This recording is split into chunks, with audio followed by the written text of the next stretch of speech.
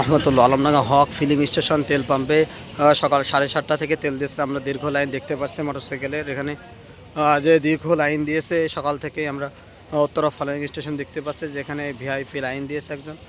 এবং যে দেখতে পাচ্ছি যে দুটি লাইনে এখন দীর্ঘ লাইন আমরা আলমডাঙ্গাতে লক্ষ্য করেছি যে তেলের ক্রাইসিস দেখা যাচ্ছে।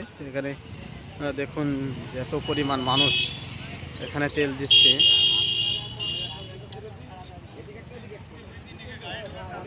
এই স্বাভাবিক কবে যে আসবে, মানে বাইকারদের খুবই সমস্যা আমরা দেখতে পাচ্ছি যে তারা বিভিন্ন কাজে যাবে, কিন্তু এই তেল নিয়েই প্রায় 2-3 ঘন্টা তারা পার হতে হচ্ছে তেল নেওয়ার জন্য।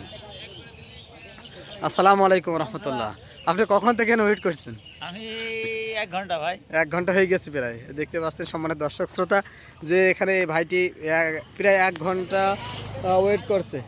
ওই যে আরেক ভাই বলছে আমি এখান থেকে 4 ঘন্টা ওয়েট করছি।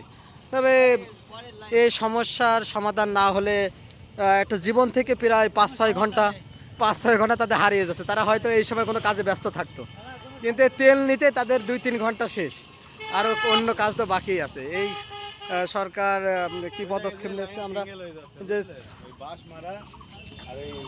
এখানে আমরা দীর্ঘ লাইন দেখতে পাচ্ছি যে দেখুন তেল পাম্প কত দূর, আর এখানে প্রায় 200-300 গাড়ি হবে, তারা সিরিয়াল দিয়েছে তেল নেওয়ার জন্য।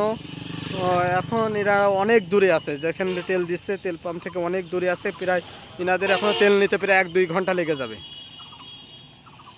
1-2 ঘন্টা প্রায় লেগে যাবে এনাদের তেল নিতে। আবার ডাবল লাইন, আমরা সিঙ্গেল লাইনও দেখতে পাচ্ছি, আবার ডাবল লাইন শুরু হয়েছে।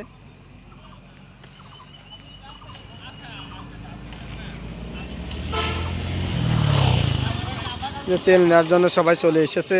তবে আলমডাঙ্গা উপজেলায় মাত্র 3টি তেল পাম্প থাকায় এখানে ভিড় বেশি বলা যায়, কিন্তু চুয়াডাঙ্গাতে আমরা লক্ষ্য করেছি সেখানে কোনো তেলের তেমন কোনো লাইন দেখছি না।